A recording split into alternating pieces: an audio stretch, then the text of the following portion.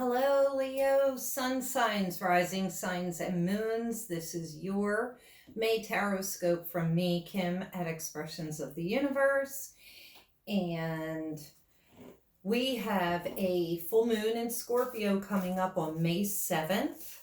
And that will be hitting Leos in the third house of communications, siblings, cousins, travel, like car things, automobiles, small transportation devices. So I would pay attention for the Leos. If you need work done on your vehicle, you may want to get that checked out, especially before the full moon comes in. You may wind up with some issues, especially with the Pluto retrograde. There is a new moon in Gemini on May, I can't even talk, on May the 22nd, and that will hit you in the 12th house, which things are going to be coming up to the surface, things that you weren't aware of. Also, too, you're going to get some sort of a message or communication, possibly somebody from the past, especially with Venus and Gemini retrograde coming through by that time. I'm trying to think, what else am I picking up for you guys? The isolation could be really getting to you at that point, but have no fear. We'll see, if escape is near. I pre-shuffled most of the cards just to save us some time. We'll see what we got going on. All right, so Leo's second house, it's awakening. So this is interesting. This talks about your values, your money, where you live, the things that you possess, the things that you own, the things that you're grateful for, and the things that you want. This talks about really getting down into what is it that you want to buy or you need. Okay. We have Pluto transformation, and currently Pluto just went retrograde in Capricorn. I just wrote a whole blog about it. It is about endings, changes, transformation, and a rebirth. So being that it's underneath your second house card, I'm thinking things with your home, your money, your possessions, and your values are definitely going to change and transform over this next month.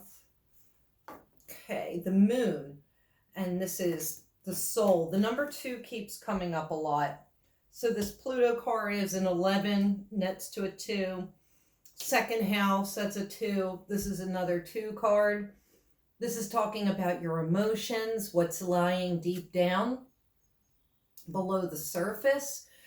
This would definitely be that new moon in Gemini for you, with it hitting the Leo sun signs, rising signs, and moon's 12th house.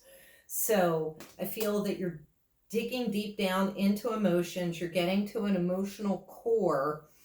There are places within you that really need to be healed, and this is the perfect time to do it. Canceling out external stimulation.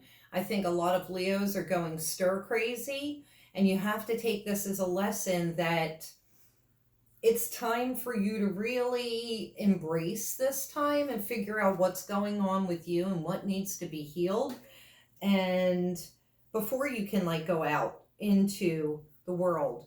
So now this is interesting because the Scorpio card is coming up in the future. This is card number 20. So here we go with 2s again. 2 is about having faith. It's also really about the emotions. The Scorpio I transform. Now remember, Scorpio is ruled by Pluto. So these are things, this is saying you got to dig deep down into your soul. Find that shadow piece within you, or the shadow pieces, and you need to transform that before you unleash yourself back out into the world. All right, let's see what we have here. So yeah, this is a really interesting story. And I just had a card fly across the kitchen, and I need to retrieve it because I have a saying, so do a lot of people, what falls to the floor comes to the door. All right. I'm going to cut these, and then I'm going to retrieve that card. And when I say retrieve, I keep thinking, I keep hearing soul retrieval. And it's when bits of your soul have been so damaged, traumatized, that shards of them are left in places in the past. Soul retrieval, it's a shamanic term where you go and you send yourself back to those places to retrieve those shards so that you can refill yourself. Excuse me while I pick up your flown card. All right. And interesting, and I'm glad that I picked it up. It's Chiron. That's the wounded healer. So this is confirming what I've been saying about the need to heal the wounds that are within yourselves, Leos. Especially heal the wounds when it comes to your material possessions, your money, where you currently are. Interesting. Next card that comes up from a different deck. It's the second house. So here we go again with your possessions, the things that you have, the things that you don't have. You're taking a big look at that.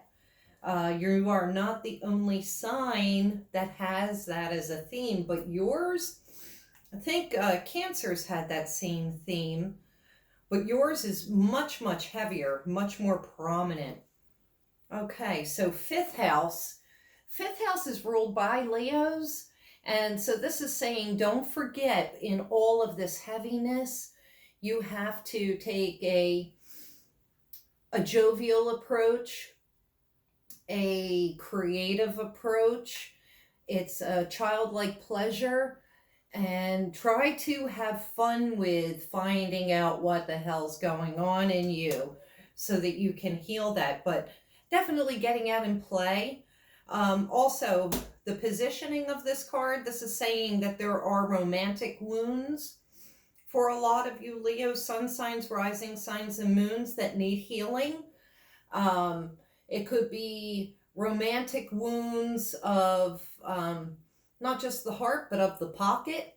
So if you have split from somebody and they got a good portion of your possessions, your money, that's where a lot of these wounds would be hanging around. And I can't even make this up. This is crazy. Fifth house again. So here we have it. We have it in the past. We have it in the future. This is also telling me, with it being in the past, go back to wounds from childhood. They need to be healed. But in the future, this is telling me you need to lighten up, stop taking things so seriously, stop expecting things to work out a certain way, be a certain way. Like, lighten up and just go with the flow. Like, if something happens, it happens. If it doesn't, like, stop pushing for it. Just go with the flow, let things unfold. Interesting. And the reason why these two came up, I've said it in some of my other videos. My puppy ate the 12th house card from this deck, and I love this deck so much that I purchased another one, and I wound up combining the decks because I thought that would be really interesting, especially if double cards come up, because then that's a big confirmation that you need to pay attention to. So with that being fifth house, Leo rules the fifth house. This is embodying everything that is you. And it's mostly about the pleasures in life. But this card in the past is definitely saying, go back to your childhood. Find out where all of your issues stem from. and then go on from there. Okay, your crystal card of the month, and it's not even a crystal, it's earth, it's an element. This is saying you need to get grounded. You're too much up here, you need to be a little bit more down here. So time for the Leos to get grounded. Your animal totem, I love this, it's dog spirit, and I have this in printed form big in my office to remind me. It says, pay attention to who is loyal to you and be loyal to who's loyal to you. It says, be loyal to what you love. I really botched that, but dog spirit, think about how loyal they are to their owner. And it's because they love their owner so much. So this is reminding you to be loyal to what you love and to who loves you back. Don't put any of your loyalty where it isn't deserved. All right, so we have the Yin card, which is softer feminine energy, and it's in a reverse position. This is saying to me for the masculine Leos, or overly aggressive energy, you need to soften it up, take a step back. This is like an observer type of mode. There's no action, not a lot of action this month. This is really a soul searching, soul seeking month so that you can heal some wounds within yourself. Your shamanic card is Jaguar, Adorango spirit, it's Jaguar. And these are things from the past. And that is what Jaguar, Mother Jaguar symbolizes. It's the shadow side of yourself. This is also the direction of the west. Well, I guess if you're looking there, it would be this way. But for me, west is that way. And this is going over those shadowy bits and pieces, retrieving those parts of your soul that are missing. Your angel card is commitment. So this is interesting. This is talking about the things that you commit to. Are you following through? Are you keeping your commitments? It is okay to say no. Don't make a commitment unless you feel it 100%. All right, so coming to life. I think by the end of May, you should start to feel a little bit better, start to spark up, and this will be the transformation period after the new moon on May 22nd. You will feel like, coming out of your shell, waking up, starting to feel more like yourself. Okay, and then we have Water Fairy. And she always symbolizes emotions, the depths of emotions. What are the secrets that she's holding? This is about feelings and emotions mainly. And this really goes with that moon card, as far as digging deep down and finding out, where does it hurt? Let it come up to the surface, bring that up so that you can transmute that, transform it, and rebirth it into something new. Now, real quick, just do your final cards and we'll be on with it. We'll be on our merry way. And I know it's a wonky time, so it's really hard to see what is coming in the future. We can't see too far in advance. All right, so Nine of Swords is coming up. It's an ominous looking card. This is on top of your Chiron, the Wounded Healer card. You need to heal those places within you where you feel like you were stabbed in the heart. These are multiple issues over time, I'm feeling. I don't know, I must be tapping into a particular Leo. You'll have to let me know who this is resonating with the most. But this is definitely a time for you to get real with yourself. It's time, no time like the present, I'm saying. I love this. On top of the second house, it's the universe, it's the busy bee.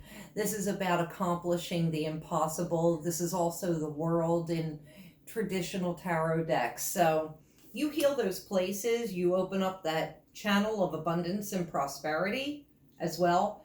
This is also telling me, be grateful for what you have right here and now. Stop and smell the roses and enjoy the sweet nectar of life. Okay, on top of your fifth house card and the moon, we have the Ten of Pentacles. And I love that because that is prosperity and abundance.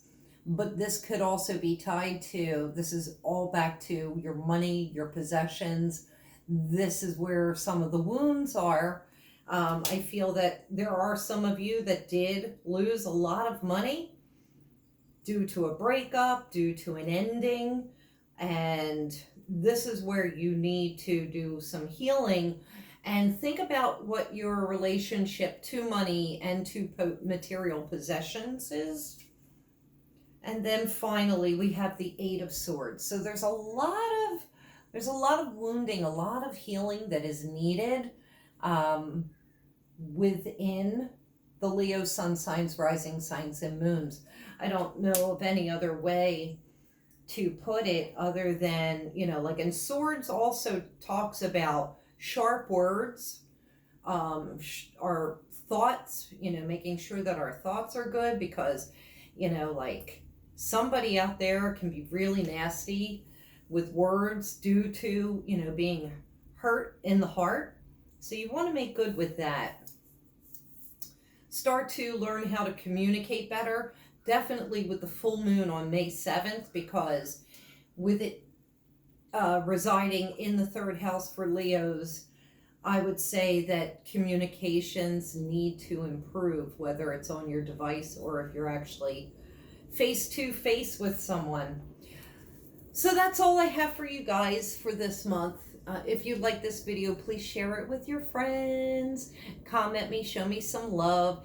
Check me out on Facebook, Instagram, Twitter, YouTube, Pinterest, and my website at expressionsoftheuniverse.com. Couldn't even think of the name of my own website. And if you're not subscribed, please hit my head right there. Check out the other videos here too. There's always good stuff. Until next time, have a happy May, you little lions.